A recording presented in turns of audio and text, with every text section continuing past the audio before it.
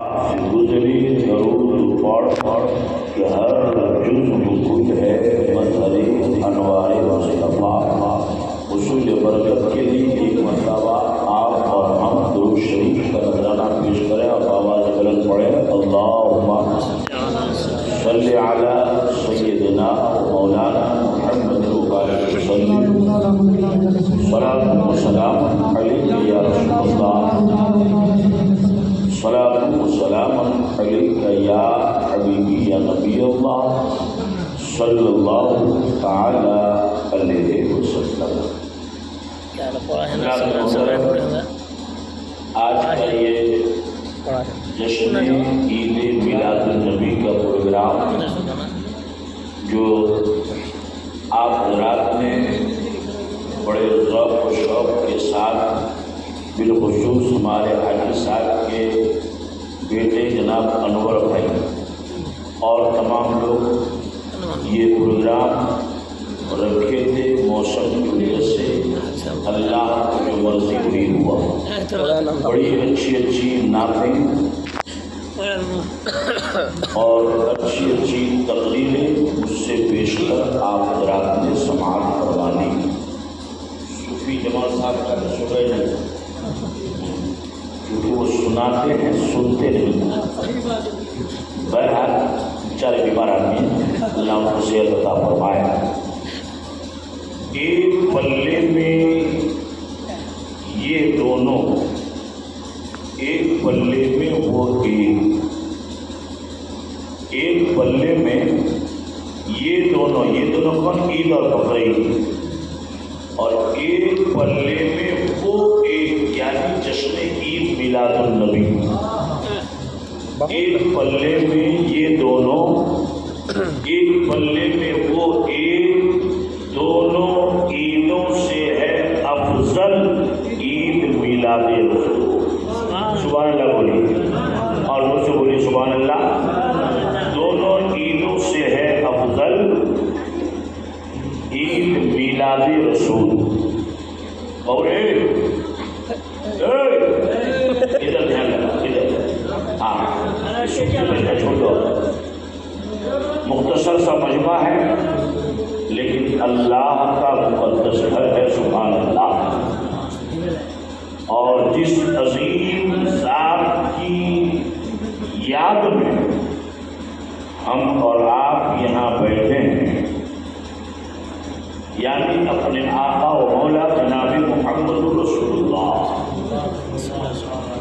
صلی اللہ تعالی علیہ وسلم، یہ مبارک اور مقدس مہینہ یہ ہمارے نبی کی پیدائش کا مہینہ ہے۔ 561 عیسوی میں، یہ تو 2024 چل رہا ہے، 561 عیسوی میں مکے کی سرزمین میں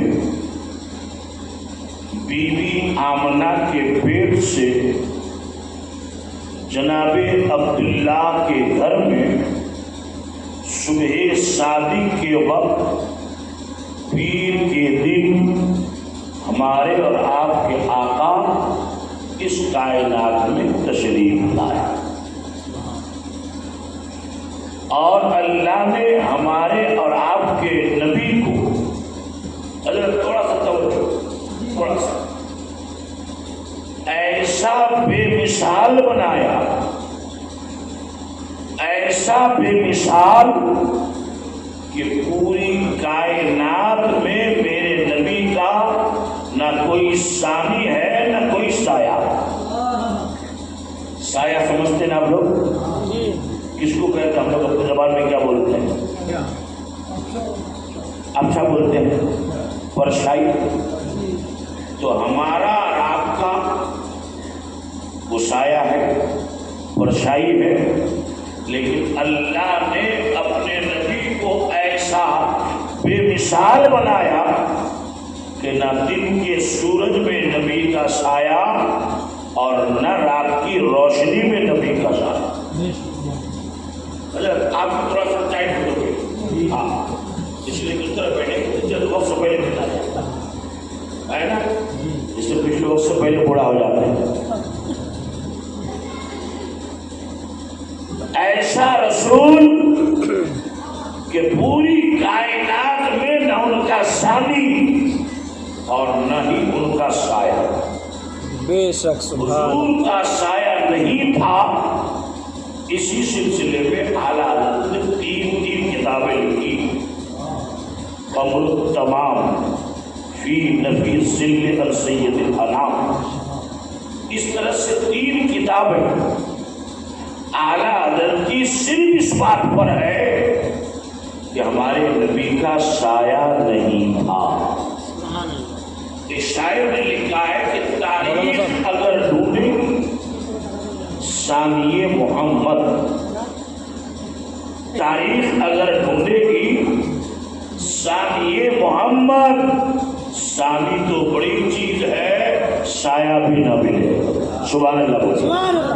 تو اب تھوڑا اور ایک ہاتھ قریب آ جاؤ، تھوڑی ادھر سنیے لیکن بڑی اثر ہے بھئی آپ ادھر اس پارٹی کی طرح اس پلاٹ پہ آ جاؤ، اب ویسے بھی چل بندی ہو رہی ہے، ادھر آ جاؤ تو زمین خطرے میں ہے نا۔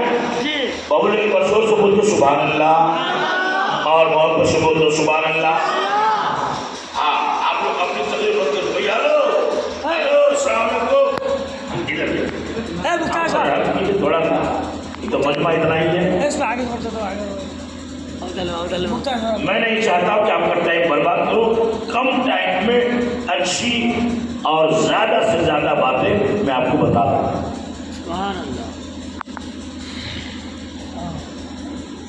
تو میں یہ عرض کر رہا تھا کہ اللہ نے ہمارے نبی کا سایہ ہی پیدا نہیں کیا۔ اب میں علماء کی توجہ چاہوں گا جی کہ اگر ہمارے نبی کا سایہ ہو جاتا جسے ہمارا آپ کا ہے تو کیا نبی کی عزت کم ہو جاتی؟ نبی کی عظمت پہ کوئی فرق پڑتا؟ ابھی بھی وہ سید المرسلین ہیں، سایہ ہوتا تب بھی سید المرسلین امام النبیین رہتے۔ پھر اللہ نے ہمارے نبی کا سایہ کیوں نہیں پیدا کیا؟ اگر آپ سننے کے موڈ میں ادھر توجہ فرمائیں، صبح 8 یا 9 بجے آپ ایک میدان میں کھڑے ہو جائیں جہاں آس پاس مکانات دیواریں نہ ہوں، جہاں بالکل دھوپ آئے، مان کے چلیے عید کا میدان یا ہائی اسکول کے فیلڈ میں آپ کھڑے ہو گئے، ٹائم صبح 8 یا 9 بجے لے لیجیے، تو صبح کے ٹائم سورج کدھر رہتا ہے؟ پورب، تو اس وقت آپ کا ہمارا سایہ کدھر جائے گا؟ بولو پچھم۔ اور جتنا بڑا ہم لمبے ہیں 8-9 بجے ہمارا آپ کا سایہ کئی گنا لمبا ہوتا ہے کہ نہیں بولی؟ لیکن جیسے جیسے سورج آسمان پر چڑھتا جائے گا، چڑھتے چڑھتے چڑھتے ٹھیک ہمارے سر کے اوپر آ جائے گا، تو یہ جو ہمارا لمبا چوڑا سایہ تھا یہ آہستہ آہستہ اتر کی طرف بھاگنا شروع ہو جائے گا۔ ٹھیک، اب جب سورج بالکل ہمارے سیدھ پر ایک دم سر کے اوپر آسمان میں، تو اس وقت ہمارا سایہ اتر طرف آ کر ٹھہر جائے گا۔ 8-9 بجے کئی باس وہ لمبا تھا، لیکن دوپہر کے ٹائم وہ 1-1.5 ہاتھ کا ہو کے رہ جاتا۔ یہی ہے سایہ اصلی۔ فقہ کی کتابوں میں جو بتایا گا شور کا ٹائم، یہی ہے سایہ اصلی، اور یہی ہے وقت مکروہ۔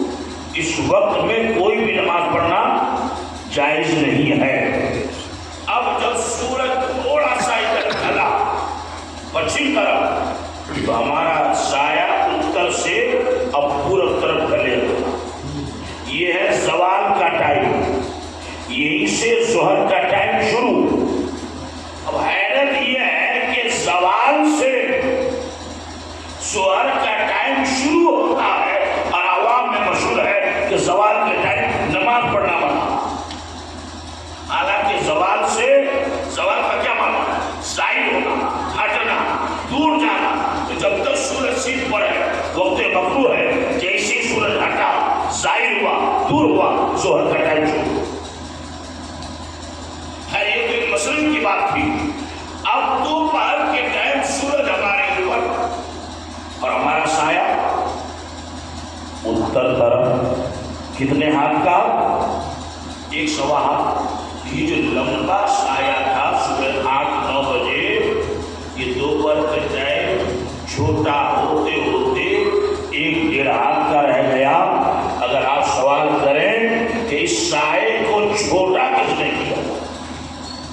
8-9 بجے تو بہت لمبا تھا، یہ 11:30 پونے 12 بجتے بجتے اتنے بڑے لمبے سائے کو چھوٹا کس نے کیا؟ تو جواب یہ ہے کہ سورج نے، جب تک وہ دور میں تھا ہمارا سایہ لمبا تھا، لیکن جب سورج ہمارے سر کے اوپر آسمان میں آ گیا، اس سورج کے پاور سے ہمارا لمبا سایہ چھوٹا ہو گیا۔ تو اگر ہمارے نبی کا بھی سایہ ہوتا تو دوپہر کے ٹائم یہ سورج نبی کے سائے کو چھوٹا کر دیتا، اور اللہ کو یہ منظور ہی نہیں کہ میرے نبی کی کسی چیز کو دنیا کی کوئی طاقت گھٹا سکے، اس لیے اللہ نے ہمارے آپ کے نبی کا سایہ ہی پیدا نہیں۔ اگر آپ کو سمجھ میں آتا ہے تو سبحان اللہ بولیے، اور زور سے بول دیجیے سبحان اللہ۔ کیسا بے مثال رسول! ایک بات تو یہ، دوسری بات آپ نے کبھی دھیان دیا کہ جب آپ راستے سے چلتے ہیں تو آپ کو دیکھ سن کر چلتے ہیں؟ پیخانہ اگر راستے میں آ جائے تو کود کر کے چلتے ہیں، گوبر آ جائے تو بچ کے چلتے ہیں، لیکن آپ کا سایہ زمین میں لگ کے چلتا۔ اب اگر وہاں انسان بیٹھا ہے تو اسی کے اوپر سے، بکری بیٹھی ہے تو اسی کے اوپر سے، لکڑی رکھی ہے تو اسی کے اوپر سے، مومن ہو تو اس کے اوپر سے، کافر ہو تو اس کے اوپر سے۔ آپ جدھر جدھر سے جائیں گے آپ کا سایہ ادھر سے گزرے گا۔ وہ سایہ یہ نہیں دیکھے گا کہ انسان ہے کہ جانور ہے، مومن ہے کہ کافر ہے۔ بلا تشبیہ اگر ہمارے اور آپ کے نبی کا بھی سایہ ہوتا تو وہ سایہ جب میرے نبی مکے میں چلتے تو مکے کے زمین سے لگ کے چلتا، اور مکے مدینے میں جہاں نبی کے چاہنے ماننے والے ہیں وہی نبی کے دشمن بھی ہے، ابو جہل بھی ہے، ابو لہب بھی ہے، عتبہ بھی ہے، شیبہ بھی ہے۔ کبھی نہ کبھی نبی کا سایہ ان کافروں کے اوپر سے گزرتا، تو جس پر نبی کا سایہ پڑ جائے پھر وہ جہنم میں جائے۔ رب کو یہ گوارا نہیں ہے، اس لیے اللہ نے اپنے محبوب کا سایہ ہی پیدا نہیں کیا۔ حضرات محترم، آپ اندازہ لگاؤ کہ ہمارے اور آپ کے آقا جناب محمد رسول اللہ صلی اللہ علیہ وسلم کو اللہ نے کیسا بے مثال بنایا۔ یہ مسجد نے آپ کی ماشاءاللہ بہت کچھ کام ہو چکا ہے اور ابھی بہت کچھ کام باقی ہے۔ اللہ تعالیٰ ان خوش نصیبوں کو جنہوں نے مسجد کی خدمت کی اور کر رہے ہیں جزائے خیر عطا فرمائے، دنیا اور آخرت میں بھلائی عطا فرمائے۔ اس لیے کہ حدیث شریف میں ہے کہ جو مسجد میں چراغ روشن کر دے اللہ مرنے کے بعد اس کی قبر کو روشن کر دے۔ سبحان اللہ بولی، اور زور سے بولی نا سبحان اللہ۔ اور مسجد کا معاملہ تو یہ ہے کہ ہم لوگ آج کل بڑے لوگ ہیں، کوئی حاجی صاحب ہے، کوئی مولی صاحب ہے، کوئی ماشاء اللہ کوئی دھونیا صاحب، کسی کو یہ توفیق ہوتی ہے جب مسجد میں آ کر تھوڑا جھاڑو مارتا، ارے ہم تو گاؤں کے دنیا ہے، ہوتا ہے کہ نہیں بولو؟ اور ہم لوگوں نے سمجھ لیا ہے کہ مسجد کو صاف کرنا، جھاڑو دینا یہ مؤذن صاحب اور امام صاحب کا کام، لیکن آئیے ایک حدیث سنیے.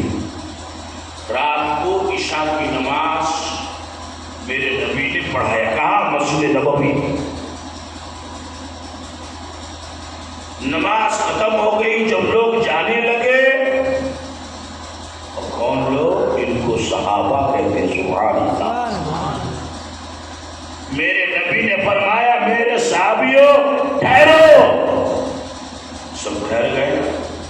تب میرے نبی نے فرمایا کہ یہ مسجد خدا کا گھر ہے، جو اس میں جھاڑو لگائے گا، اس سے جتنی دھول مٹی گندگی پورا کرکٹ نکلے، اتنے ہی جھاڑو دینے والے کے بدن سے اس کے گناہ نکل جاتے ہیں. سبحان اللہ بولے. سبحان اللہ. آپ سو رہے ہیں کیا بھیا؟ تھک گئے ہیں؟ اللہ. سنیے، غور سے سنیے. سارے لوگ چلے گئے اپنے اپنے گھر، لیکن حضرت عمر فاروق اعظم، جن کی شان یہ ہے کہ ان کے رائے مشورے کے مطابق قرآن کی آیتیں نازل ہو جاتی ہیں، وہ شان والے فاروق اعظم. لیکن آدھی رات کے بعد جو بالکل چلو تو کیا کرتے ہیں؟ کیا چلے گی؟ عجیب بات ہے.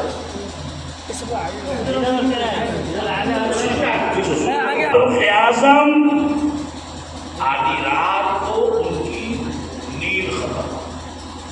دماغ میں وہی ہے کہ جو جھاڑو لگائے گا، جتنی دھول مٹی نکلے گی، اتنے ہی گناہ اس کے بدن سے نکل جائے گا. آدھی رات کو ہی گھر میں وضو بنائے اور اسی اندھیرے میں چل پڑے. اس وقت تو موبائل نہیں تھا کہ لائٹ جلا کے چلے، اندھیرے میں. اور مسجد میں بھی اندھیرا، کیونکہ اس وقت تو بجلی بتی نہیں تھی نا، چراغ جلتا تھا نماز کے بعد، چراغ بند. تو اس اندھیرے میں عمر فاروق جب گھر سے آئے اور سنت کے مطابق دائنا پاؤں مسجد میں رکھا. سنت کیا ہے کہ جب مسجد میں آؤ تو دائنا پاؤں پہلے، اور جب یہاں سے واپس جاؤ تو بایاں پیر پہلے نکالا، اور لیٹرنگ میں جاؤ تو اس کا الٹا، پہلے بایاں پاؤں، اور جب لیٹرنگ سے نکلو تو پہلے دائنا پاؤں. کم سے کم اتنا مسئلہ یاد رکھو. تو جب حضرت عمر اس اندھیری رات میں مسجد کے دروازے پر اندھیرے میں جب انہوں نے پیر رکھا تو ایک آدمی سویا ہوا تھا، لیٹا ہوا تھا، ان کو ٹھوکر لگ گئی. تو حضرت عمر سوچنے لگے کہ آدھی رات کو تو میں آیا ہوں اور مجھ سے پہلے یہاں کون آیا. غور فرمائیے. عمر فاروق نے جب دیکھا کوئی سویا ہے، لیٹا ہے، تو عمر پوچھتے ہیں من انتا، تو کون ہے؟ آپ کون ہیں؟ جو سویا ہوا تھا وہ کوئی معمولی آدمی نہیں تھا. جو لیٹا ہوا تھا یہ ایرے غیرے لطف خیرے نہیں، یہ وہ لیٹا ہوا تھا کہ میرے نبی نے فرمایا کہ میری ساری امت ایک طرف، ابو بکر صدیق تنہا ایک طرف. پھر بھی ابو بکر کا ایمان ساری امت کے ایمان پر بھاری رہے گا. وہی ابو بکر لیٹے تھے. عمر نے جب پوچھا کہ آپ کون، جو لیٹا ہوا تھا انہوں نے اپنا نام نہیں بتایا، پہلے یہ بتایا کہ میں یہ بات میں بتاؤں گا کہ میں کون ہوں، پہلے یہ بتا کہ تم کون. میں عمر ابن خطاب. کا عمر ابھی تو کافی رات باقی ہے، फजर की आसान में काफी टाइम बाकी है, इतनी रात कैसे आए? कहा इसलिए जल्दी आया कि ईशा की नमाज के बाद मेरे नबी ने फरमाया था कि ये मस्जिद है खुदा का घर है, इसको झाड़ू देगा, जितनी धूल मिट्टी निकलेगी उतने ही झाड़ू देने वाले के बदन से गुनाह निकल जाएंगे। तो मैं जल्दी से आया हूँ ताकि सुबह फजर की नमाज पढ़ने के बाद झाड़ू देने का हक मुझको मिल जाए। सुभान अल्लाह। हाँ, लगता है कि दोनों काम आज हमें को करना है, तकरीर भी हम ही करेंगे और सुभान अल्लाह भी। जिससे पहले लोग सब चलने का काम करता था, आज चलता की पुरानी 9 बजे पहले उसको इधर जाती हो जी अब बड़े लोग तो गिरस्ता पर से बाप 9 बजे पहले उसको भी नहीं मुझे बात हो गई तो गिरस्ता पर जान होगा तो ये वाला चल भी ना ठिका देगा ठीक है 9 बजे उस पर ब्याह 6 बजे ना छुआ इधर मगरिब के आता है बराबर के टाइम ले लो चाहे मोबाइल लेके जाए ना पकड़ कर काम ना उड़ी और पैसा ठेकेदार का मतलब चूली वही लाएगा, तार वही लाएगा, लेबर वही लाएगा, तख्ता वही लाएगा। तो आप लोगों ने हमें जलसा इमाम साहब ने ठेका दिया है कि हजरत तकरीर भी आप ही कीजिए, सुभान अल्लाह भी आप कीजिए। और आगे आओ, जल्दी करो, चाहे कम आदमी हो या ज्यादा, नो प्रॉब्लम। अगर सुनने वाला हो तो मैं 10 आदमी में भी वही तकरीर सुनाता हूँ जो 10,000 में सुनाता हूँ, लेकिन सुनने वाला होना चाहिए। अब है बाबू इधर तो क्यों देखते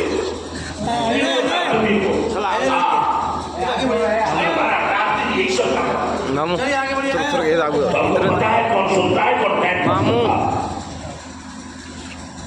सुनिए टाइम पर बात कीजिए।